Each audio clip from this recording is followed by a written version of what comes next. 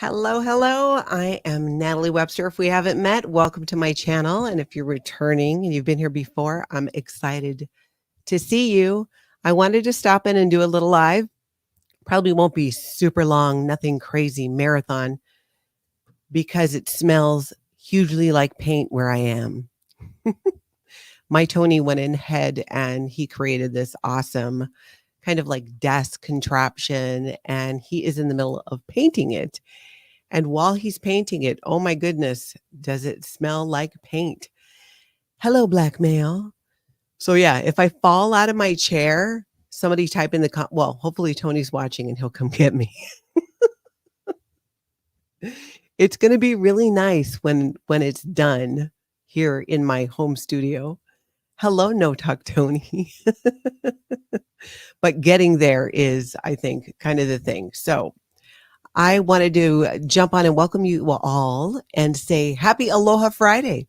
I don't know if anybody celebrates that, but in Hawaii and even here on the mainland, on Fridays, we love to celebrate it because it's the end of the week. It's the beginning of the weekend, but it's also a great way to kind of reflect on the week, but have a fun time doing it.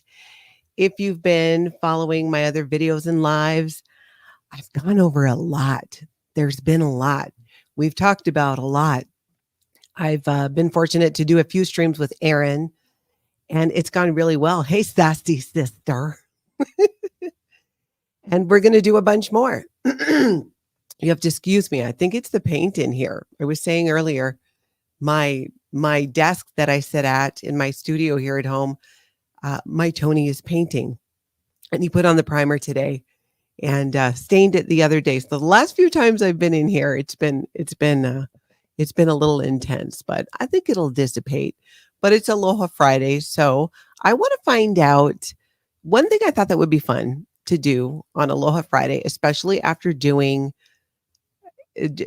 about some really heavy subjects, is to kind of lighten it up a little bit. And number one, I want you to feel free to ask any questions at all too while we're doing these lives, even if it's not related to what we're talking about. And I'll see if I can get to it. And secondly, how's your week? Hopefully some stuff went really good. Even if it didn't, let me know how it is. And I want to also get to know all of you, which will probably take some time as you get to know me. And I thought maybe sometimes on Fridays we can do Aloha Friday and just get comfy and chat and give me a chance to get to know you, and you can get to know me better as well. And I can figure out how to work this whole thing. So I'm glad that you're here, and I'm lovely. Hello, my lovely. Wow, it's almost 1 a.m. in Wales. So Kelly, you're in Wales. So sidebar, my youngest sister, this is when you need to get out your charts of my family tree. My youngest sister, Nahe, we have the same dad, but a different mom. She was born in Hawaii, where we all were born. And after our dad and her mom divorced, she took her to England. And so my youngest sister, Nahe, grew up in England, but she went to college in Wales. And all I remember about it is that her college was on a beach, which I thought was so awesome. And she was able to actually go surfing sometimes there. So Kelly, I don't know if you know where that beach is in Wales, but I know there was a college there, and my sister was there when she went to school. Sassy sister, yes, primer is super smelly. I'm learning that. That's why hopefully, I'll be upright through this thing. Love Maddie. Hand pink waving person, turquoise waving. That must be, from from Northwest Oregon. I used to have family that lived out in Oregon. It's good to see people here from Canada. I love Canada. I've been there a couple of times. I remember thinking it seemed really clean. That was one of my biggest thoughts, and it was beautiful. And I thought the people were super, super, super friendly. Kelly says, counting sheep. I hope that helps you get some. Hello, Jenny. Blackmail. So I caught a little bit of your Tonka Talk live earlier. Super interesting. I could never meditate. Interesting you say that. And over on my Tonka Talk channel, now on Tonka Talk, I talk about the ways people create and share community and connection. And usually on Fridays, though I didn't get to it today, so don't tell anybody. I share part of my story in growing up in Scientology and leaving, and my sister's been joining me, but Lana was actually in New York. So today I did a live and I had on a master hypnotist, and it was fascinating, and it's not at all what you might think it is. It wasn't really like about, watch this and listen to my voice. Nothing like that. He's doing really good work helping people with trauma, with anxiety, depression, things like that. And we even talked about, and again, I'm forgetting what it was called, the psychedelic integration, which was very interesting, especially given our recent conversation I shared with you guys with my sister. Oh, this paint. With my sister talking about her ketamine therapy that she's been doing. And it's just done wonders for her. So if you get a chance, head over to Tonka Talk and you might want to check out today's live. I found it absolutely fascinating. I thought that he did a really good job too of explaining how our brain works without making it super complicated. And I know it definitely filled in a few blanks for me. Hello from Hibbing, Minnesota. Oh, I'm so glad that you caught that episode earlier. It's so fun to meet people from all over the world, but it's kind of cool when they're right here in the same state. And big hello to everybody saying how you've never been in. That's awesome. It's funny because someone asked me, well, what's a never in? I'm like, well, I've learned on the interwebs that it's someone who's never been in Scientology. And then when I thought about it, I'm like, that's pretty much everybody. But this is how I differentiate. I feel that the never ends that are here and in the different SPTV channels and in the community, it's a step further because it's not just that you were never in, but you're actually an advocate for people who have been, who you're here listening to these stories and sharing about it and giving your input. And to me, that elevates from, somebody who's just never been in Scientology. That's how I explained what it was to me. So I appreciate all of you and thank you for being here. Paula, I was sitting in another place waiting for you to start. I gave up and saw you here, but it's the same channel, so I don't understand what this is. Girl, me too. I was working on, going ahead and scheduling a live, and it was just a whole thing, but I'm figuring it out by doing it and watching YouTube's on how to do it, how to use the platform that I use in order to stream. It's a new one that I started using, and I'm using it on Tonka Talk as well. And again, everybody who's joining, happy Aloha Friday. I hope you had a great week, and I hope you're doing some relaxing. Aloha, happy Friday, Nancy. Little, I can't even read the smallest word. I don't have my strongest glasses on right now. These aren't even my massive old lady glasses. These are my almost old lady glasses. I heard your live with Aaron about the Hawaii bomb scare. So interesting and lots of food for thought. So true. And like I was just saying, I think that, in fact, I almost wish I would have streamed it on this channel as well. The live I did earlier with the master hypnotist just really kind of, I think it's going to be really helpful. I'm going to send it to some of my family who still deal with a little bit of PTSD from that experience. Here in Minnesota, and probably where some of you live too, we regularly get weather alerts and they're practicing having the sirens go off. Nearby where I work, there's a little town called Excelsior on Lake Minnetonka, and there's a siren that goes off at 9 a.m., noon, and 6 p.m. I think it had something to do with farming or how people used to farm and all that before. But I actually kind of like it because when I lived there, then my kids knew when to come home. You better be home during the summer before that 9 o'clock siren goes off, for sure. Hello from Toronto. I love that there's so many people from Canada too. That's fantastic. Matthew Perry had ketamine in his system when he died. Yes, there are people who recreationally use ketamine, and I've heard of it being abused as well. Interesting thing is, my sister, I asked her, what is it like? What does it feel like? And her opinion, well, in the treatment she does, the doctor said that it's way less ketamine than what somebody does recreationally.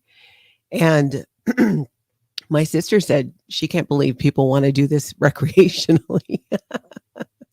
She did not find it to be some kind of a like a great high. It helped her get really relaxed. So maybe that changes with the higher dose. I don't know. But either way, that is sad about Matthew Perry. Nancy, life's good for me. I love seeing you because we would be sisters. We look a lot alike, but I don't know what HX is. HX is Black Canada. Oh, Black Canadian. I love it.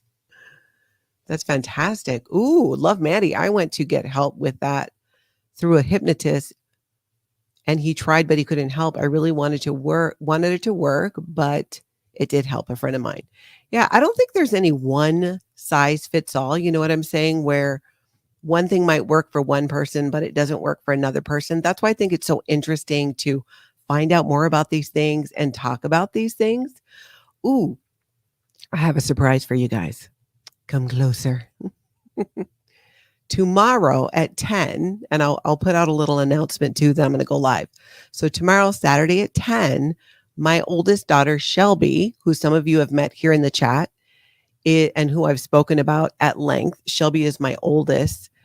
And she's the one who I had to go get from Scientology in Los Angeles when she was 14 and then break her out of Florida with a lot of help when she was older to get her back to the family when we were leaving Scientology. Shelby's going to join me tomorrow at 10 a.m. So I'm going to go ahead and put out an announcement later about that, schedule the live. So there'll be a thing and then you can hit the little notify me button or you can catch it later on the replay. But I thought it'd be really fun to have a bunch of people there. It's 10 a.m. my time. So Central Standard Time. And actually, you know what? We're going to go live at 10:30. We're going to go live at around 10:30 a.m. I'm meeting her at 10. So live at 10:30 a.m. with Shelby. I think it's going to be really, well, it's going to be a lot of things. Let me just say that. Shelby's not, that I'm aware of, I don't think she's really shared her story. She shared some when we did that article with the Tampa Bay Times when we first left.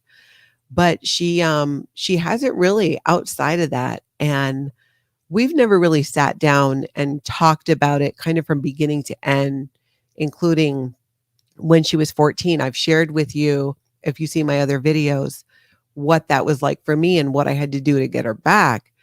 But I think it'll be really interesting to hear it from her side, especially from her side as the eyes, through a 14-year-old.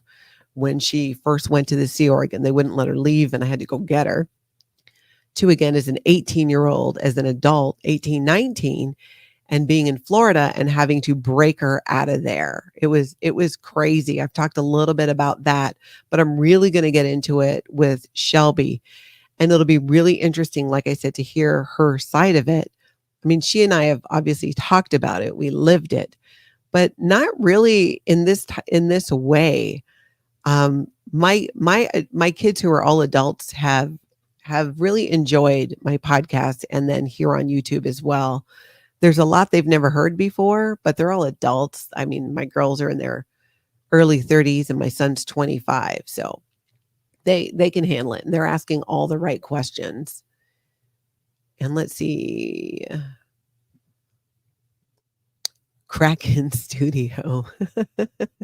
You have 3 live scheduled. Oh my goodness. And I've sat in the other 2 for a while. You might want to make an announcement. You mean like make an announcement on the other lives? I don't even know how to do that, but I'll see if I can figure it out as we go along. You know what I think happened when I was trying to figure out the whole StreamYard thing? I thought that I deleted them, but it looks like I actually went ahead and maybe did not delete them. So I will have to figure that out. If somebody has an easy idea or quick fix, let me know how I can do that, because I cannot figure that out at the moment, but I will. Where in Canada were you posted? When was that? So when I went to Canada a couple of times, I wasn't posted there.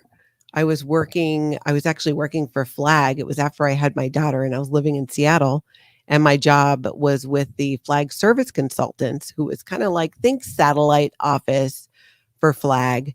And my job became going ahead of two gentlemen who were senior Scientologists. They were up at the top of the bridge to total freedom. They were at the highest level, and they would do these events all over the country. So I would go ahead and get things set up and, work out the venue, work with the staff to get people there and all of that. I was their advanced person. And I got to do that in Vancouver. And then two other places that are more near Ontario, I think. I remember, I'm pretty sure it was in Ontario. So and then I went to Toronto. Because I went to the Canadian side of Niagara Falls some years ago. So I was never actually posted there, but got to spend some time working there and working in those organizations with the staff quite some time ago. Because I think if I had just had Shelby, I would have been probably about 20. Oh my gosh, I just did the math. That's like 33 years ago. HX is history. Oh, okay, cool. That makes sense. Make it go left. I love that. And I don't know if you caught this, but one of my, I hate the make it go right. I cannot. Oh, it just grates on me still. The idea is great, but the way it was used to really just push people in ways that were abusive, it's just, it's triggering, but it's hilarious too. So I love make it go left. I used to live in Minnesota, but my brain couldn't take the 9 months of snow. You know what's crazy? We don't even have any snow right now. It snowed a little bit, and I heard that we're not even going to have a white Christmas in Minnesota. How crazy is that? So I don't know. Although we had a ton of snow last winter. I've really embraced the Minnesota winters, being born and raised in Hawaii. I still love the seasons. There's definitely no one size fits all when you're dealing with pain and trauma impacting physical pain. You are so right. That is just truth right there. Nancy, I went to school with a Kim McNeil, and my sister married a McNeil on the East Coast. Yeah, I don't think that I knew I don't know that I could tell you anybody that, because it was 33 years ago. That's so hard to believe because I don't know.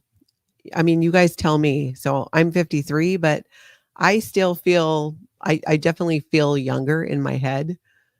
I wonder sometimes, like, when would I stop actually in my head aging, right? If I feel mentally like like I'm, I don't know, 30, 35, maybe actually in my 40s, because I do get the brain fog. I saw that one already. You'll get your tissues ready for that. You must be talking, Kelly, about tomorrow with my daughter. Oh my gosh, even my Tony was in the wrong live. I'm sorry, babe. I think I set 3 up, and I this is actually really funny. I'm not totally sure how to fix that. I know how to fix it, probably outside of the stream, but I don't want to accidentally, log off with all of you. But so I got to tell you something. I asked my Tony, I said, hey, do you want to do a live at some point, and kind of talk about how wonderful it is to be with me? No, to talk about what it's like from his perspective as someone who's never been in Scientology, to be with somebody who grew up in Scientology, was in the Sea organization, and then was a public parishioner for many years after that, because he has a very unique perspective, in my opinion. And good news is he's completely willing to do it, except he said, and he's dead serious, he said he's not showing up for anything less than 10,000 subscribers. So I told him I'll keep working at it, but he better be ready, because it might happen fast. And then he has to come do that live. But I think that would be really fun and give some insight into, even though, people have been in different cults, and there's so much commonality from cult to cult that I think you might be able to relate as well. Some of the things that might be considered, part of my my shedding the cult personality or quirks from it and whatnot. I'm interested to hear as well, but I am prepared to lock him downstairs if I don't like what he says. I'm totally kidding. Love Maddie. I could not relax with them. Oh, the hypnotist that you tried. Trouble with others having control over me. Why I don't partake in certain drugs and rarely drink alcohol. And when I do, I don't drink much of it. That makes sense. I get that. I can really see that. But you know what? You gotta do you and what you're comfortable with. Go make a comment in the live stream and tell them you're over here. Okay. So how do I get to the other live stream without ending this one? Do I open a new window or do I don't want to end the stream. Your Tony's got game. Oh, he totally does. He absolutely does. And he has been my biggest cheerleader and has encouraged me so much over the years for so many things. I mean, some of the things that he'll probably share, just things that as I was coming out of the cult that I had a hard time doing. One of them, I'll just tell you one of them was like going to big box stores like Home Depot or going to Costco. It was really overwhelming for me. I don't know why. I just really felt like I had to be like right next to him and hold on to him. Yes, open a new tab. Okay, hang with me, y'all. Talk amongst yourselves. So I'm going to go into the other stream, which is not the one that I'm in. Okay, I'm taking your advice. So I didn't know you could have two streams open at one time. Let's see if this works. Enter studio. Oh, yep. I made two by mistake. Please find, whoops, typo. Please find the other. All right. Okay. So I did that, but you said there were three. All right. That's interesting. So three. So there's one that we're in. There's the one that I just went in. The one that we're in. The one that I just went in. You know, that one might have been deleted because now I only see the two. But thank you so much, you guys, for walking me through this and helping me figure it out. Oh, someone else did that. That's how you found me. See, it takes a village, people. It totally takes a village.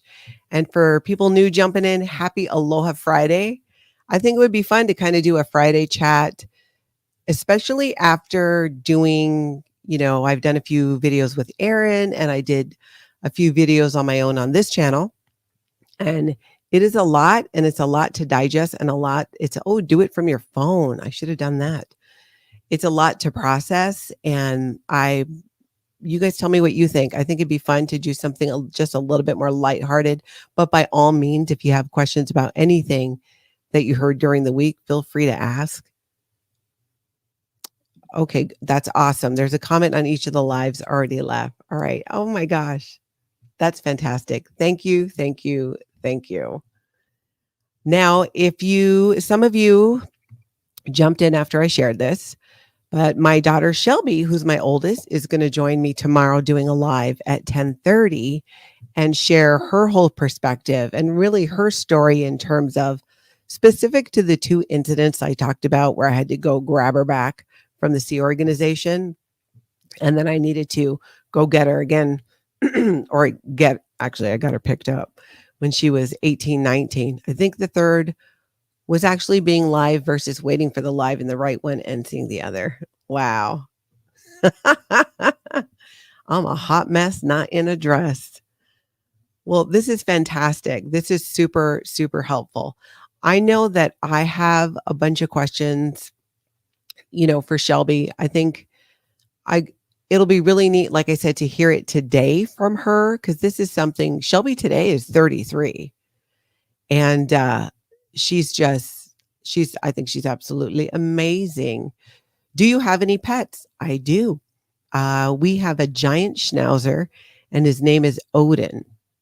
And he is a giant, not the little schnauzers. He's big. He's like 100 pounds. I'll have to find a picture of him. And let's see, what is he now? He should be about 6 years old. I think he's definitely about 6. Jilly, all nice temps until after the holiday. I know here in Minnesota, we're not gonna have a white Christmas. I think it's gonna be the first time in a while. I think definitely. I don't recall another time recently when it was like that. Title suggestion. So I am with an ex-Scientologist. I love that. I love that. I'll have to get a photo from him and make a whole thumbnail. I love that. So I am with an ex-Scientologist. And in ways, though, I think it could be an adventure, to say the least, to be with a Scientologist if you're not a Scientologist, even if you're Scientologist. But if you're not, I think it's a whole different thing being with an ex-Scientologist, because to some degree, I think if you've never been in Scientology and you're dating a Scientologist, once you kind of understand the basic ways that they kind of work, it's somewhat predictable.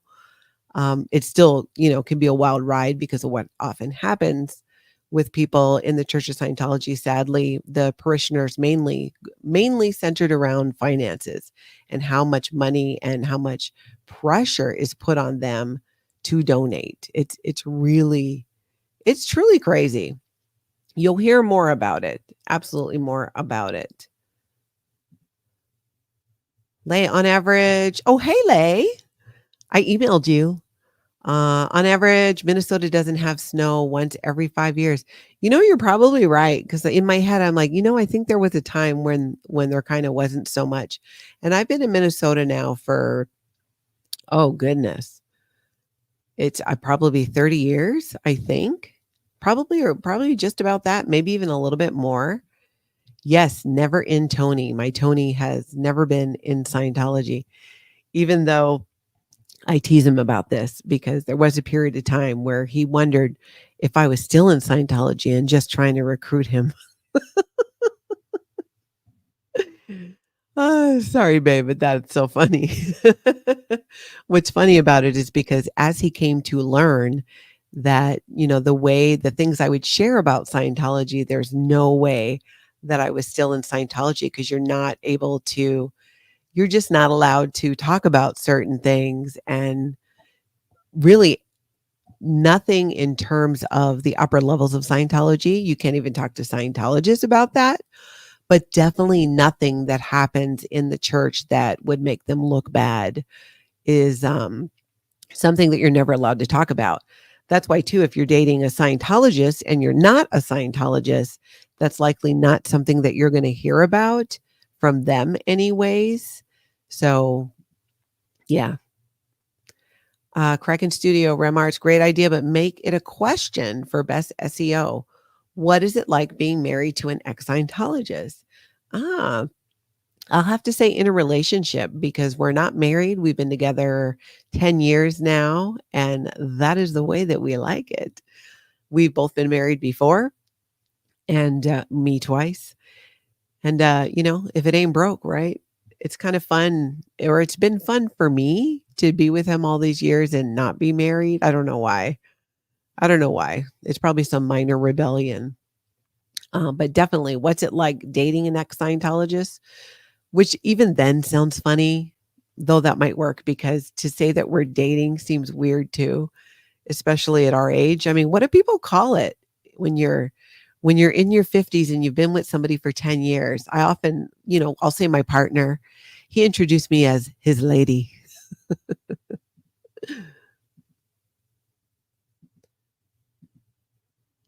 Kim, thankful my husband is a never in also. That's great. He's been extremely helpful and understanding of my Scientology experience. That is absolutely wonderful and has to feel so good. I think that the best things in my experience for somebody leaving Scientology, leaving the C organization, probably, two in the same there, is having people close to you, ideally more than one person, but at least one who is really that support person that creates a safe space and holds that space for you as you start being able to reach out more and more outside of this box that you've lived in for such a long time. Back in the day, it was called common law marriage. You're right. I think in some states it still is. I'm not sure. I'll have to look it up and see if Minnesota is. So then we'd be so if common law is a thing here, then I guess I could say, this is my common law husband, Tony. Still seems weird. We're common law married. I don't know. We'll have to figure it out. For now, he's my Tony and I'm his lady. That's what we're working with. But it's an interesting topic. And I'd be interested too if any of you have, I mean, it's sometimes for sure, right? You meet certain people and date them, and you kind of like, it would have made more sense if they were in a cult based on their behavior, but they weren't. So those experiences aren't always limited to people who were currently in a cult, but I think it adds a level of interest. When Gwyneth Paltrow divorced, they call it consciously uncoupling. You could say we were consciously coupled. Oh, I love that. This is my conscious other half. I remember when that happened. I was working in radio then for a local station, and the platform was pop culture. And my co-host and I, her name's Twyla Dang. She does podcasting today. She had brought it up. So we were talking about it on the show, this whole consciously uncoupling. And even though the way that it came across, I think was a bit annoying, it made a lot of sense. And as someone who has 3 children with, 2 ex-husbands and a baby daddy, I've managed these relationships and we have good relationships today. We have managed these relationships, I should say. And we have good relationships today. So I could relate to that degree. I think when you can do your best to, not hate each other, I find it hard to understand anybody that I've loved to then I get strongly disliking them, but like truly hating them and just, that's hard for me to wrap my head around, but it still took time. It didn't happen instantly. It took I would say a couple of years, even with me and my first husband. And it took longer than that, maybe 3 years with my second husband to get to where we were really in a good place again. So it takes whatever it takes, but if you can get there, especially when there's kids and grandchildren now that we're sharing, I think that, why wouldn't you want that? One day I think I'm going to have to look at that, like take a closer look and figure out why, like, why did it go that way? I think life doesn't usually end up that way. I mean, think about, right? You have kids, and if you get a divorce, you're dealing with one ex. I was dealing with 3 children and 3 different exes. Maybe it gets easier if you just add to the mix. I don't know. I doubt it. And and Tony's got 2 boys. So but we managed to figure it out, and it's not always perfect, but it helps. It comes down to emotional intelligence when dealing with an ex. I think so too, for sure. And a willingness to just let some things go. I think too, to just kind of like leave it be, just kind of like, just let it be, just let it be. Picking your battles kind of thing, just like, with your kids. Now, tell me. So somebody jump in the comments. I want to hear some stuff about you all. I am sometimes not very good with names, but I know I'm going to learn and be able to put 2 and 2 together. So be patient with me. If I ask you something I've already asked you, if I met you in person, I probably would still do that. Let's see. Paula, right is whatever is right for you and your family. Everyone's right or normal varies. Absolutely true. And I'll tell you this, I raised my kids with the idea I remember when I told Kelsey for the first time, this is my middle daughter, who is, and For a refresher on my family history here, it's my first husband who I met when we were in the Sea Organization and we got married and we had Shelby. And then there was baby daddy, Kelsey's biological dad. I touched on that story a bit. And then my next husband, I got married again a second time and we had a son together. And so the kids are growing up with these, you know, having seeing each other has, their different biological dad, but not right away because of the age difference. With my girls are 2 years apart, but my son was like 7 years younger. So when my daughter was 12, this is Kelsey, she did not know that her biological dad was not who she knew to be her dad was Dan. And it's a whole story. If you didn't catch that video, I'll either one day I'll tell it again, or you can go back and I think it's on the live that I did with Erin where I shared that whole story. And then that might make a lot more sense. But I always thought, when she's 16, maybe then I will tell her. I always intended to tell her.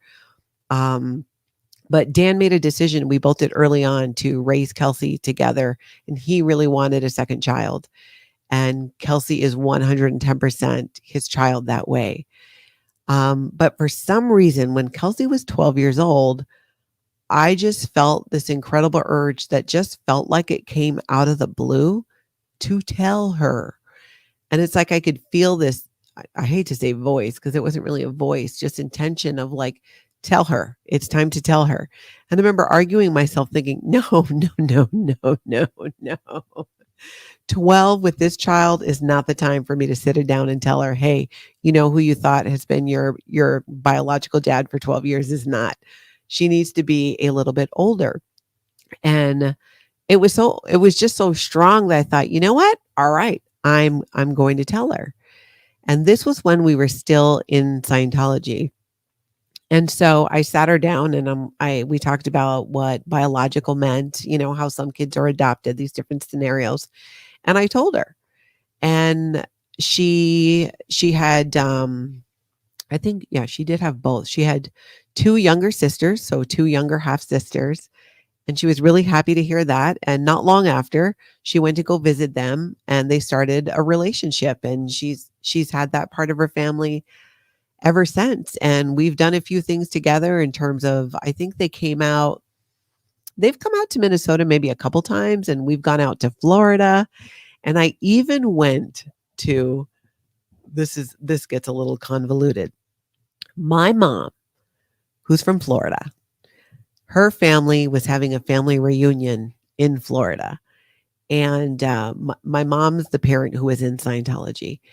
And we were going to go. I was going to go take my 3 kids and my sister Lana.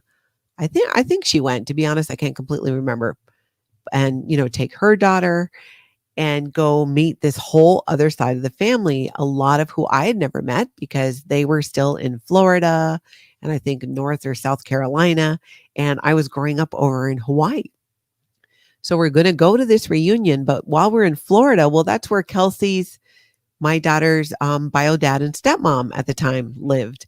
And I'm like, hey, why don't we all go together? Then we can all hang out. And I think that's the time we went to Disney World and just had a great time. So I show up at the reunion, and it doesn't even honestly really dawn on me how strange this might be for the rest of my family. Cause I'd been in the Sea Org, I'm a Scientologist, and I lack boundaries and wouldn't often, almost hardly ever would think about how maybe something I was doing or saying could affect the other person. If I was comfortable with it, I had it in my head that it was then okay to say it. And I know that not to be completely true today, that I do need to think about the person that I'm talking to. So I wasn't thinking about how this might go over. I had, once Kelsey knew about this, we pretty much acted like it was completely normal. And I think that's such a key thing with kids. If you present something, if I sat her down and I said, there's something I need to tell you. Now, this is going to be really hard to hear, but your dad is not your dad. I mean, that would have gone over really bad, right? I mean, that's just not necessary. And I was just really kind of like I'm telling you now, except without the laughing or giggling. And I just let her know and, explain to her the circumstances. I let her talk. I told her the basics and then what questions do you have? And then I just answered those questions. And I said, when I explained to her how we have like, Dan, who she knew to be her dad and who was Shelby's biological dad, still in our family. And he comes to family things and gets along with, my other husband, who's now my ex-husband. So basically people get, they get along and they made it work. And we treated it as if it was the most normal thing in the world. So it's not that there weren't times where it probably wasn't weird to a degree for the kids. I think more when it came to introducing people, when there would be a large life event like a graduation and all the dads would come. So when Kelsey graduated, all the dads came, everyone was there and it was so much fun. We actually had a really, really great time all together hanging out. Kelly, you've really made the blended family work. Can't wait to read your book and movie. Part of doing, and I probably said this before, doing this here on YouTube is to help me with the book because I've started the book a few times and sometimes it gets hard. It's hard to work through and keep writing about some of the things that has happened. If you saw my first video with Aaron, that marathon that was almost 4 hours, there's still so much that I've not talked about. So there are more details about many of those stories that I'll be able to get more into with this book. And I guess I just wanted to know, one, was there interest in it? I wasn't sure that anybody would find, my story really that interesting. And I think it's because I was kind of somewhat desensitized to how crazy that story is. I mean, it's crazy. It's Tiger King crazy.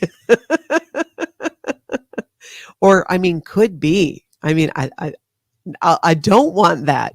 If there is going to be a movie made about my life, I don't want it to be a docuseries like The Tiger King. Though if I'm being honest, there's a little part of me that kind of wouldn't mind. But really, I'd have to move on to think about, well, for one, I just got to get the darn book done. And talking about these things really helps me, one, because when it is hard to talk about it, and some of these things are difficult to share and revisit, the love and the support from all of you, I can absolutely feel that. And to, those of you too that have cried along with me in parts of that, like I could feel that. It could almost make me cry now. And that has been so powerful that I've decided recently that I'm definitely going to do it. I just need to carve out the time. This helps. Doing my podcast helps. It helps me put it together. But if anybody has any tips on getting it done, and if there's a movie, I got to figure out who would play me. I don't know how, but this relationships in your life work and are beautiful. Thank you. Thank you, Black Male. I feel that way too, especially considering where I came from. And I got to say, I've thought about this a lot. Like, given my background in Scientology and the Sea Org, I shouldn't have these relationships the way that they are today. I think a lot of it comes from my background in Hawaii with, I'm a mix of races.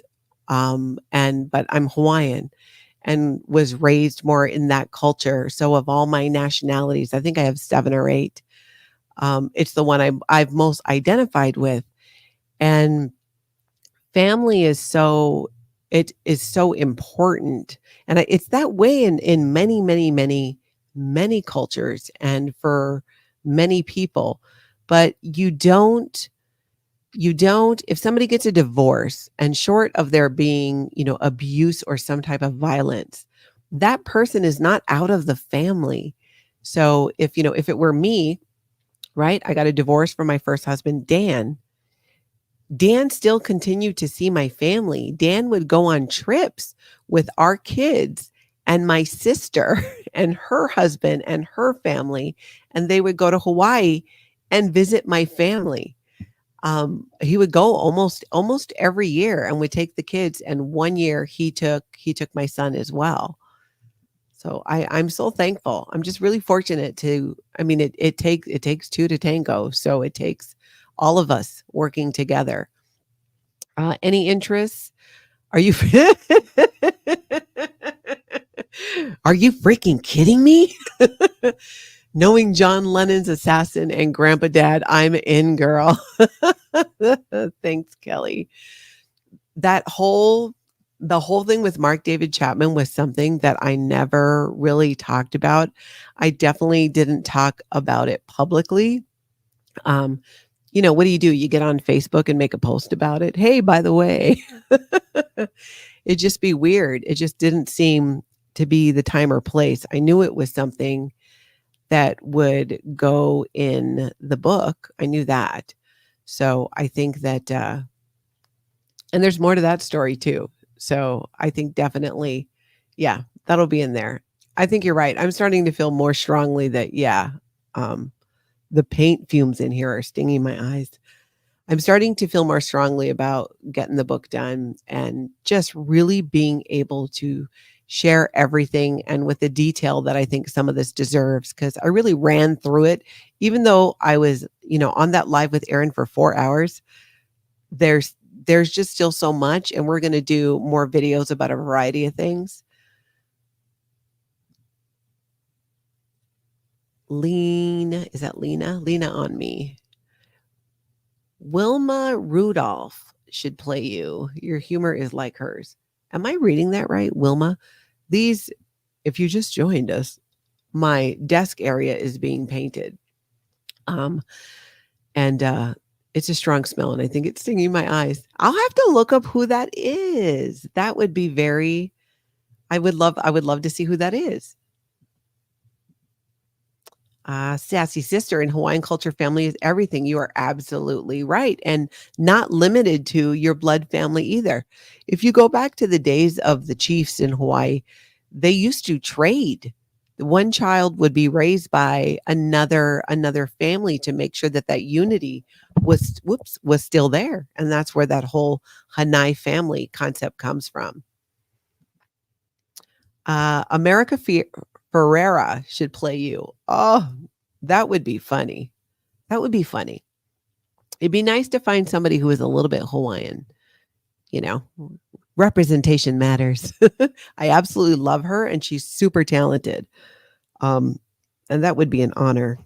Oh, all right. So, ooh, sassy sister, my husband's family is in Hawaii, big family. Everyone is a little older. Oh, everyone a little older is auntie or uncle, even if they are not your cousins. That is completely true.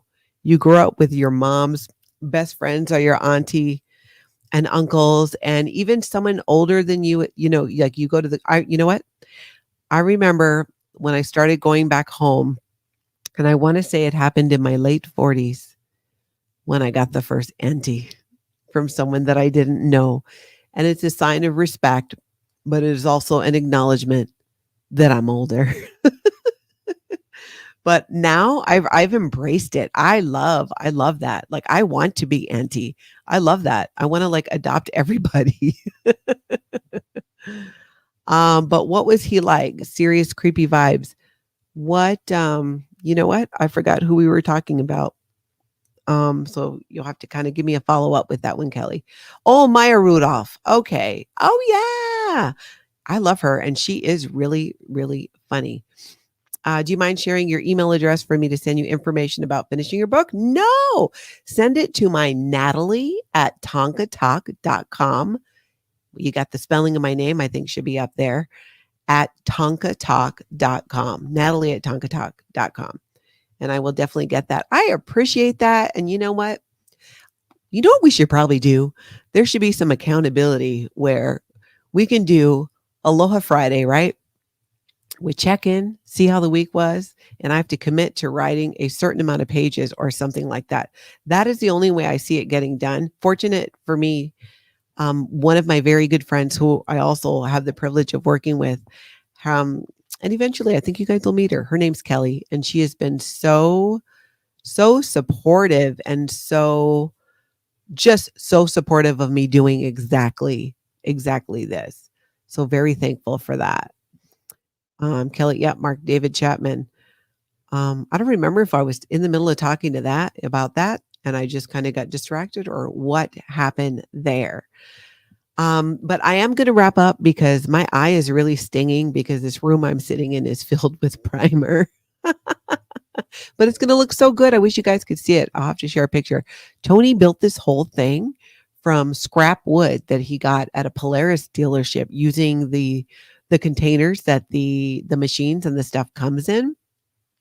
He yeah, put it together. It's just amazing and it's great because I can hang my lights.